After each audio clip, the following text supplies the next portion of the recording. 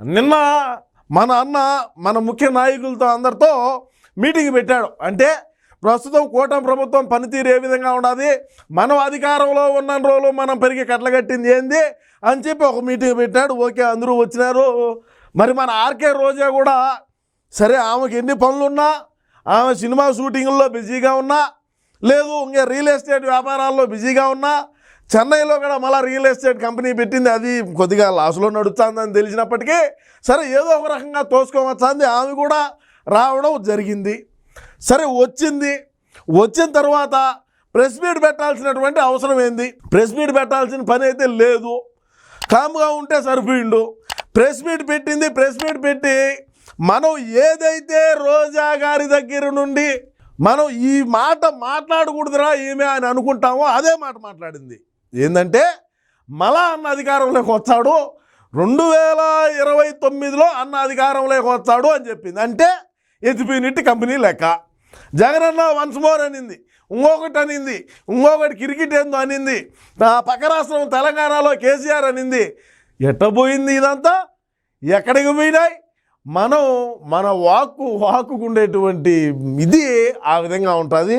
సరే, నేను చెప్పేదే కాదు, మరి రోజా అక్క గారు కూడా ఏం మాట్లాడినారో మనం విందాం. చెప్పుకా, నువ్వు చెప్పాలా మేము వినాలా? కూటమి ప్రభుత్వం వచ్చే అవకాశం లేదు, ప్రజలు ఇప్పటికే మేల్కొన్నారు. ఈ కూటమి ప్రభుత్వం వల్ల వాళ్ళు సర్వనాశనమైన విషయాన్ని వాళ్ళు గుర్తించారు. జగన్మోహన్ రెడ్డి గారి ప్రభుత్వంలో ఆయన అధికారంలో ఉన్నప్పుడే 3 పూట్ల అన్నం తిన్నారు. అన్న అధికారంలో ఉన్నప్పుడే బట్టలు వేసుకొని తిరిగినారు. అన్న అధికారంలో ఉన్నప్పుడే దళితుల మీద దాడులు జరిగినాయి. అన్న అధికారంలో ఉన్నప్పుడే ఆడవాళ్లకు ఎన్ని ఇబ్బందులు పడినారు, ఎంతమందిని హత్యాయత్నాలకు పాల్పడినారు, ఎంతమంది మిస్సింగ్ కేసులు అయినాయి. అన్న అధికారంలో ఉన్నప్పుడే బాబాయికి ఎందుకు న్యాయం చేయలా? అన్న అధికారంలో ఉన్నప్పుడే చెల్లికి తల్లికి ఎందుకు న్యాయం చేయలా? అన్న అధికారంలో ఉన్నప్పుడు దేనికైతే ఇచ్చిన హామీల్ని నిలబెట్టుకోవాలా? అన్న అధికారంలో ఉన్నప్పుడు దేనికి రోడ్లు బాగా లేవు? అన్న అధికారంలో ఉన్నప్పుడు ఎందుకు 5-6 కిలోమీటర్ల కన్నా ఫ్లైట్ వేసుకొని పోతాడు? అన్న అధికారంలో ఉన్నప్పుడు ఎందుకు 100 మంది 1000 మంది పోలీసుల వలయంలో బతుకుతాడు? దీనికి చెప్పు దీనికి. అన్న అధికారంలో ఉన్నప్పుడు మేము కూడా చూసాం రోజక్క, పేదలు ప్రశాంతంగా బ్రతికిన విధానం గుర్తుపెట్టుకొని మళ్ళీ జగనన్న కోసం ఎదురు చూస్తున్నారు. అయిపోయింది, ఇంకా జగనన్న కోసం ఎదురు చూసేదిలా.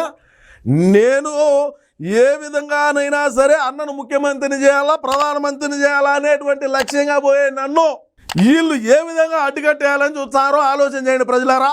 నేను ఎక్కడైనా సరే, ఏ రోజైనా సరే అన్న కోసం అహర్నిశలు ఏ విధంగా నేను కష్టపడుతున్నానో ఆయన ముఖ్యమంత్రిని చేయాలనే కదా. ఇంక వేరే ఏమన్నా నాకేమన్నా ఆశలు ఉన్నాయా? నేనేమన్నా ఎమ్మెల్సీలు అయిదాం అనుకోనా? నేనేమన్నా అనుకుంటానా? లేదే. వీళ్ళేంది, అన్న ముఖ్యమంత్రి అయితే నాకు మంత్రి పదవి కావాలా, నేను నగిరి నుంచి ఎర్రచందనం తోలాలా, నగిరి నుంచి చెన్నైకు ఇసుక తోలాలా, నగిరి నుంచి చెన్నైకు గ్రావెల్ ధరలు ఇవ్వాలా, నేను డబ్బులు సంపాదించుకోవాలా, తిరుమల దర్శనం టికెట్లు అమ్ముకోవాలా అని వీళ్ళ లక్ష్యం ఉంటుంది. నా లక్ష్యం ఏంది? నా లక్ష్యం ఒకటే, అన్న ప్రధానమంత్రి కావాలనుకున్నాడు. తప్పకుండా అన్నను ప్రధానమంత్రిని చేసేదా అంటే ఎన్ని పనికి మాలిన పనులు చేసినా అయినా కూడా నేను అన్ననైతే వెనకేసుకొనే వచ్చా. అన్నను ప్రధానమంత్రిని చేసేదాకా నా ఈ పోరాటం ఆగదు. ఈ పోరాటంలో మీరందరూ కూడా నాకు సహకరిస్తారని కోరుకుంటూ నమస్కారం. ఇప్పుడు మన పార్టీలో నిన్న ఒక మీటింగ్ పెట్టారు. ఆ మీటింగ్లో ఏం పెద్దగా ఆడేమి కొత్తిమీర కట్ట లేదంటే ఇంకోటో లేవు. ఈ ఉర్స క్లస్టర్స్ అనే సరే, అన్నను నిద్రపోతా ఉన్నప్పుడు లేపి ఉర్స అని అంటే అది అనాలంటే 11 సంవత్సరాలు పడుతుంది, అది వేరే విషయము. ఈ ఉర్స క్లస్టర్స్ అనే కంపెనీ మీద రకరకాలైనటువంటి మాటలు, రకరకాల కథలు. మా రోజా అయితే 60,000 ఎకరాలు ఆ కంపెనీకి ఇచ్చారని చెప్పి చెప్తాందయ్యా ప్రెస్ మీట్లో కూర్చొని. మరి ఏమన్నా ఆ ప్రభావం ఇంకా ఏమన్నా ఆమెలో ప్రవహించున్నదా లేకుంటే ఏంది? అసలు 60,000 ఎకరాలు ఉంటే మనోడిని గీసి పెడతాడు 5 ఏళ్ళలో? మనోడే సంతకం పెట్టి ఏదో ఒకటి జీవో తెచ్చి మందికిండ్రా చుట్టూరు కంచేయండి బోర్డులు నాటండి అని చెప్పుంటాడు కదా. సరే, మనోడు ఏం చెప్పినాడంటే ఆడ ఉండేది లేదనేది అందరికీ తెలుసు, అది వేరే విషయము. ఈ ఉర్స క్లస్టర్స్ అనేది ఏంది కథ, ఏంది వ్యవహారం అంటే అది సాఫ్ట్వేర్ కంపెనీ అంట. ఏ టెక్నాలజీయో ఏందో అది మనం అంగుటిగాళ్ళం, మనకేమో తెలుస్తుంది. మనం అధికారంలో ఉన్నప్పుడు 5 సంవత్సరాల పాటు మనం తెచ్చిన కంపెనీలు వేరు, మనం తెచ్చిన పరిశ్రమలు వేరు, మన వ్యవహారాలు వేరు, మనదంతా వేరే రకం. అది ఏ రోజైనా సరే మనం అధికారంలో ఉన్నప్పుడు మన సాక్షిలో అయినా సరే మనం తెచ్చిన పరిశ్రమల మీద డిబేట్ పెట్టినారా, డిస్కషన్ చేసినారా? తెచ్చిన పరిశ్రమ ఇప్పుడు మనం అధికారంలో ఉన్నప్పుడు అన్న పక్కన ఒకడు ఉండేవాడు ఐటీ శాఖ మంత్రి, ఆ గుడ్డేటోడు, ఆ బఫున్ ఏందో అనేది అందరికీ తెలుసు. సాక్షాత్తు అసెంబ్లీలోనే మేము తెచ్చిన కంపెనీలు ఏంటంటే అప్పడాలు, వడియాలు, సల్లమిరపకాయలు, దాని నుంచి బిర్యానీ మసాలా, ఫిష్ మసాలా, అల్లం వెల్లుల్లి పేస్టు, ఇంకేందిరా పచ్చళ్ళు, ఇంకేందో బొబ్బట్లు. సాక్షాత్ ఇవన్నీ నేను మాట్లాడినట్టు కాదు, నిండు అసెంబ్లీలో మాట్లాడినటువంటి మాటలే. ఇన్ని పరిశ్రమలు మనం తెచ్చినప్పుడు ఎందుకు మనం డిబేట్ పెట్టాల? ఈరోజు ఎందుకు డిబేట్ పెట్టాల్సి వస్తుంది? ఏంది కారణం అనేది ఒకసారి మనం విశ్లేషణ చేద్దాం. ఇప్పుడు ఇదే గుడివాడ అమర్నాథ్ని నేను అడుగుతా ఉండా, ఆయన వైజాగ్ వాసే కదా, మరి ఆ వైజాగ్ ఆయన ఎందుకు తీసుకురాలా? ఇప్పుడు ఏ టెక్నాలజీ ఇది ఉండదు అంటే, ఏ టెక్నాలజీ అంటే ఏంది బా, ఆర్టిఫిషియల్ ఏందో ఇంటెలిజెన్స్ అంట, అదన్నా తెలుసా? పోనీ ఈయన్ని ఆ కంపెనీ ఏది బా, వర్షత ఏది, ఆ వర్ష క్లస్టర్ అనే కంపెనీనన్నా చెప్పమని చెప్పు, అది చెప్పలేడు. సరిపోతే ఇంకొక మాట, ఇప్పుడు ఇంకొకడు వచ్చినాడు బఫూను మాట్లాడుతున్నాడు, ప్రెస్ మీట్ పెట్టినాడు, చూసా. వాడి పైన అదేలే కానీ కుక్క కేసెడ్ బిస్కెట్లు వేస్తా ఉంటే ప్రెస్ మీట్ పెడతాడు. ఈ అవులేగాడికి తెలుసా? పోనీ ఈ అవులేగాడికి తెలుసా? తెలీదు. 1000 ఎకరాలు ఇచ్చినారు అన్నారు. ఇప్పుడు చంద్రబాబు నాయుడు గారిని మనం ఈ విషయంలో ఒప్పుకోవాలయ్యా. ఎందుకంటే హైదరాబాద్లో హైటెక్ సిటీ, సైబర్ టవర్సు,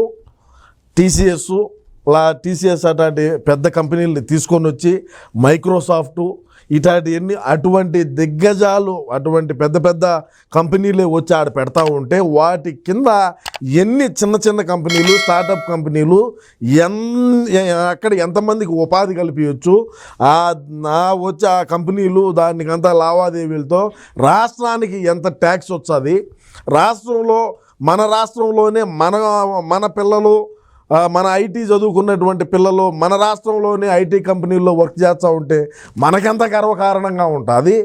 ఇవన్నీ ఎవడన్నా ఆలోచన చేస్తాడా? మన బిడ్డల భవిష్యత్తు బాగుండాలనే కదా అని అయిన చంద్రబాబు నాయుడు ముందుకు పోతున్నాడు. మనోళ్ళు దాన్ని ఎనిక్కి మా ఓడి మాటినేట్టుగా ఉంటే కంపెనీలు కూడా రాకుండా చేస్తాడు. 5 ఏళ్ళు చేసింది అదే అనుకో. ఇప్పుడు చంద్రబాబు నాయుడు గారు మళ్ళీ అన్నింటినీ వాళ్ళను అదేవిధంగా ఇంకొకటి పెద్ద అన్నీ కూడా బయట ప్రపంచవ్యాప్తంగా ప్రాముఖ్యత చెందినటువంటి కంపెనీలన్నింటినీ తీసుకొని వచ్చి వైజాగ్లో పెడతాడు. ఇప్పుడు మరి ఆ వైజాగ్లో పెడతా ఉంటే మనకెందుకు నొప్పి? మనం మింగలేకపోతుంది, మింగేవాడిని చూసి సంతోషపడకపోతుంది. ఇప్పుడు మింగుతాడు బాగా అనుకో, సరే బాగా మింగుతాడులే బాగా అని సంతోషపడు. సరే మనం అన్న ఆ పని చేయగలుగుతామంటే అది చేయలేము. అది చేసే అంత దమాకు మనకు లేకపోయా. నేనేం చెప్తానంటే ఫైనల్గా ఇట్లాంటి కంపెనీలు నాకు తెలిసి ఇంకా కూడా తీసుకొని వచ్చారు. మా వైసీపీ పార్టీ వాళ్ళు ఆడ ఏమీ లేదు అంటారు. మరి ఏమీ లేకంటే మనం ఏడ్చొచ్చు కదా 5 ఏళ్ళలో. ఏమీ లేనప్పుడు మనం ఎందుకు ఏడ్చలేకపోయినాము? మనల్ని నమ్మి, మన జగనన్న నమ్మి ఎవడైనా రూపాయి పెట్టుబడి పెట్టేదానికి వచ్చినాడ్రా? చూపిండి అన్న ఉంటే. మనం ఆ దొమ్మల్లా 600 కంపెనీలు వచ్చాయి, 1400 కంపెనీలు వచ్చాయి, 111 కంపెనీలు ఎరికి. ఇవన్నీ కాదు, ఈ కాకమ్మ కథలు చెప్పాల్సిన పనిలే. రే నీకే చెప్తున్నా, సాయంత్రం 7:30 8కు వచ్చావు మన టీవీలో, నీకే. అవి కాదు, ఇది 2019 నుంచి 24 వరకు జగనన్న అధికారంలో ఉన్నప్పుడు, ఐటీ శాఖ మంత్రి గుడివాడ ఉన్నప్పుడు మేము ఇన్ని పరిశ్రమలు తెచ్చినాం, ఇంతమందికి ఉపాధి అవకాశాలు కల్పించినాం, ఇంటికి శంకుస్థాపనలు చేసాం. శంకుస్థాపనలు అంటే బొక్క ఏమన్నా 20 రూపాయల టెంకాయే కదా, అది కూడా వంగి కొట్టలేము, అది వేరే విషయం అనుకో. ఎందుకు ఈ పనులన్నీ? నేను ఫైనల్గా ఏం చెప్తానంటే, ఉత్తరాంధ్రలో 2 గొప్ప పనులు చేశాడు అన్న. ఏమంటారేమో, అన్న అధికారంలోకి వచ్చిన తర్వాత 2.5 సంవత్సరాల పాటు మన విజయసాయిరెడ్డి గారిని పెద్ద తలకాయ హెడ్గా పెట్టాడు. శాంతియుతంగా ఆయన కావాల్సింది శాంతియుతంగా చేసుకొని వెళ్ళిపోయినాడు. శాంతియుతంగా ఆయన సెటిల్ అయిపోయినాడు. 2వ టర్మ్ వచ్చేసరికి వైవి సుబ్బారెడ్డి గారిని పెట్టినాడయా. సుబ్బారెడ్డికి ఆ శాంతి దొరకలా, అశాంతి దొరకలా, ఎవరు దొరక్క సింగిల్గా మిగిలిపోయినాడు. ఇది మనం చేసినటువంటి ఘనత. ఇకనైనా సరే మనం నవరంధ్రాలు మూసుకొని ఏదో చేస్తున్నారు, రాష్ట్రం బాగుపడుతుందని మనం ఆశిద్దాం. మనం మింగలేం.